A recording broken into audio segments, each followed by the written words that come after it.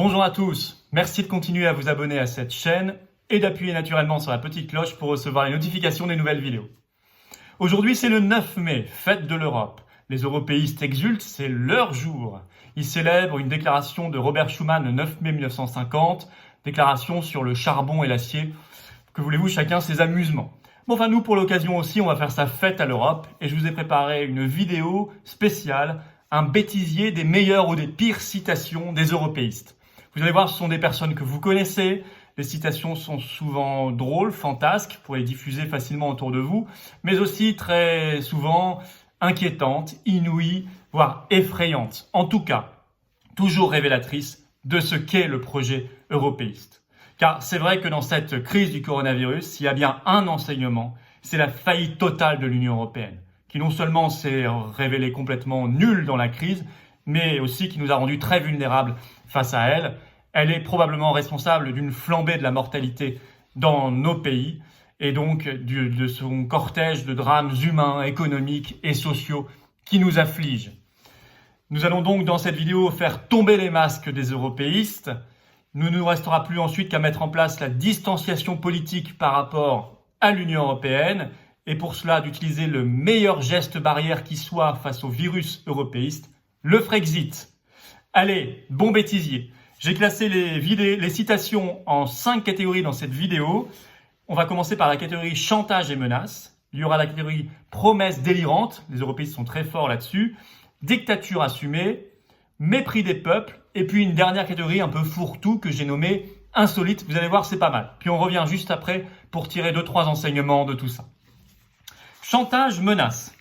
Allez, on va commencer par Jacques Chirac. Dans le contexte du référendum sur la Constitution européenne, c'était le 26 avril 2005. Si vous votez non au référendum, on s'expose à un risque de guerre. Je rappelle qu'on a voté non. Jean-Luc Mélenchon, 25 avril 2013, toujours catégorie chantage-menace. Il ne peut pas ne pas y avoir de zone euro, parce que ce serait une catastrophe mondiale. James Cameron, alors Premier ministre britannique anti-Brexit, dans le contexte bien sûr du référendum britannique sur le Brexit. C'était le 12 juin 2016. En cas de Brexit, nous aurons une décennie d'incertitude, une décennie de perdu. Il récidive 10 jours plus tard, 22 juin 2016. Quitter l'Europe menacerait notre sécurité économique et nationale. Ce serait un saut dans l'inconnu. On continue. Valérie Pécresse, présidente du Conseil régional d'Île-de-France, c'est récent, 6 février 2019, et elle s'exprime suite au Brexit. Je souhaite que l'Europe ne cède pas face aux pressions du Royaume-Uni, parce que quand on la quitte, cela doit être douloureux. Bien, si ça ne s'appelle pas du chantage, ça.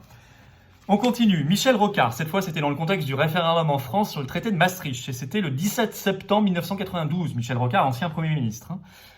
Un non au référendum serait pour la France et l'Europe la plus grande catastrophe depuis l'arrivée au pouvoir de Hitler. Rien que ça. Voilà pour cette catégorie. Deuxième, promesse délirante. Vous allez voir, c'est pas piqué des hannetons. On va commencer par, on va continuer avec Michel Rocard, toujours dans le contexte du référendum de Maastricht, le 27 août 1992. La monnaie unique, ce sera moins de chômeurs et plus de prospérité. La politique étrangère commune, ce sera moins d'impuissance et plus de sécurité. La citoyenneté, ce sera moins de bureaucratie et plus de démocratie. On va continuer avec Bernard-Henri Lévy. Bernard-Henri Lévy, je vous le réserve pour juste après. On va mettre Michel Sapin, qui était à l'époque ministre de l'économie. Toujours dans le contexte du référendum sur Maastricht, 6 mai 1992. Maastricht apporte aux dernières années de ce siècle une touche d'humanisme et de lumière qui contraste singulièrement avec les horreurs du passé. Que c'est grandiloquent, que c'est romantique, sortez les violons. Ça s'est pas tout à fait passé comme ça quand même.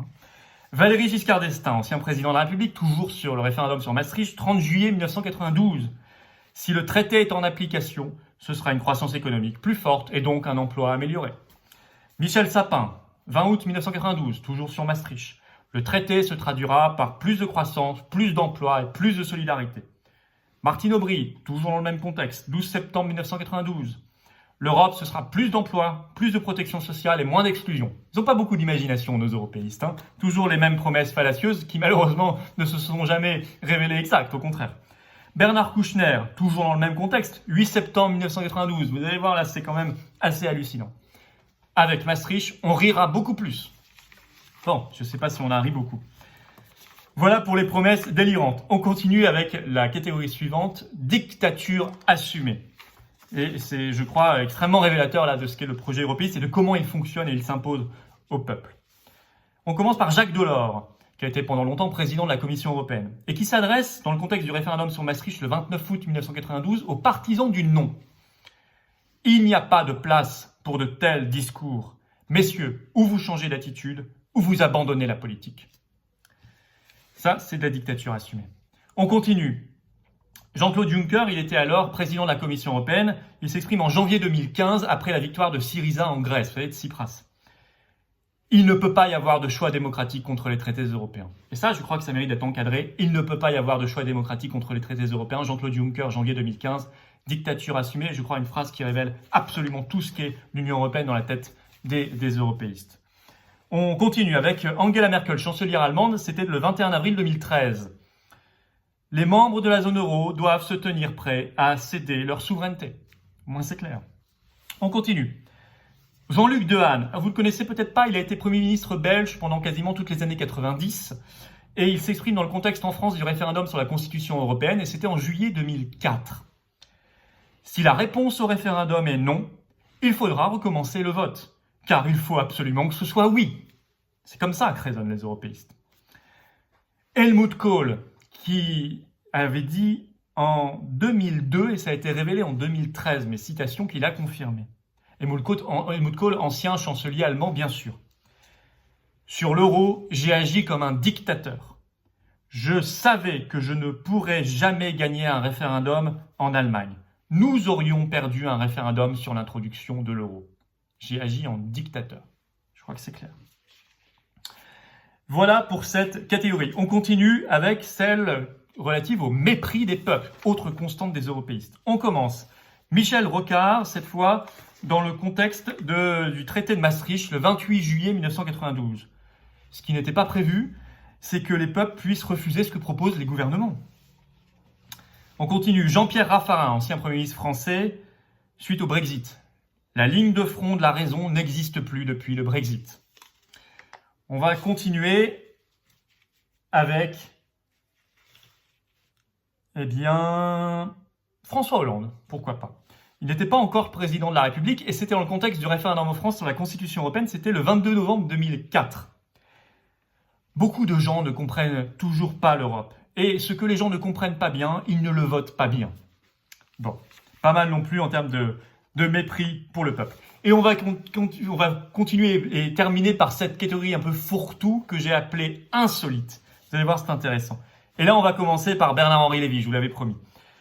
Alors là, c'est un peu spécial, c'est un tweet qu'il a mis sur son compte Twitter, il y est toujours, 6 heures avant la clôture des votes sur le Brexit, le 23 juin 2016, je cite le tweet de Bernard-Henri Lévy, « Défaite probable du Brexit ».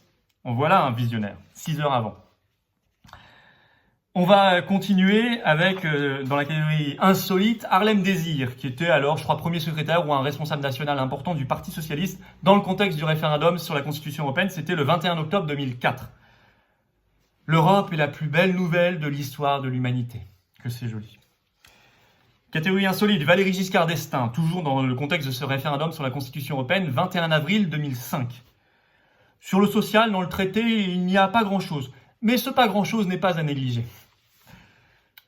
Emmanuel Macron, 4 mars 2019. Jamais depuis la Seconde Guerre mondiale, l'Europe n'a été aussi nécessaire. Ne riez pas. Daniel Cohn-Bendit, dans une interview au Parisien, le 24 avril 2014.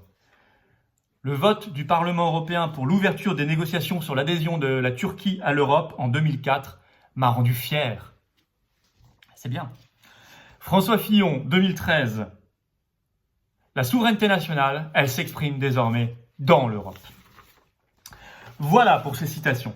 Et je vais vous en ajouter une, peut-être deux. Mais on va commencer par celle-ci, une quand même très révélatrice, beaucoup plus historique. C'est Jean Monnet, considéré comme un héros, un saint, par les européistes, un des pères fondateurs, qui déclare dans une lettre authentique, authentifiée, à Harry Hopkins, qui était alors principal conseiller du président américain Roosevelt, en plein pendant la Seconde Guerre mondiale, courrier du 6 mai 1943. Je cite Jean Monnet. Il dit aux Américains « Il faut se résoudre à conclure que l'entente est impossible avec Charles de Gaulle, qu'il est un ennemi du peuple français et de ses libertés, qu'il est un ennemi de la construction européenne, qu'en conséquence, il doit être détruit dans l'intérêt des Français. Alors en réponse, on va aller chercher beaucoup plus lumineux et intéressant Charles de Gaulle lui-même à la télévision 14 décembre 1965. C'est très connu, mais je ne pouvais pas ne pas la citer. Bien entendu, on peut sauter sur sa chaise comme un cabri en disant « l'Europe, l'Europe, l'Europe », mais cela n'aboutit à rien et cela ne signifie rien. Charles de Gaulle. Voilà, alors qu'est-ce qu'on en tire de tout cela? On en tire comme conclusion qu'ils se sont toujours trompés et qu'ils nous ont toujours trompés. Qu'ils fondent leur politique sur le chantage, la menace, l'intimidation, la peur, les fausses promesses, et donc l'imprévoyance et l'incompétence.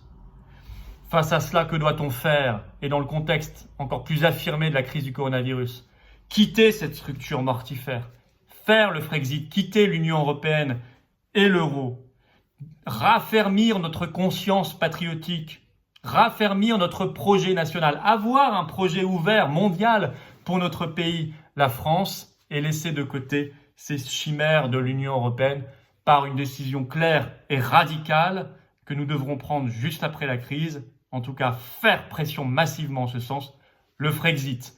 Si vous êtes d'accord avec cette analyse et avec ce projet, rejoignez les Patriotes, formation politique que je préside. Le lien pour adhérer est dans la description sous cette vidéo. J'ai besoin de vous, nous devons avancer sur des bases extrêmement claires. Vive la France, encore plus en ce jour de fête de l'Europe. Merci beaucoup.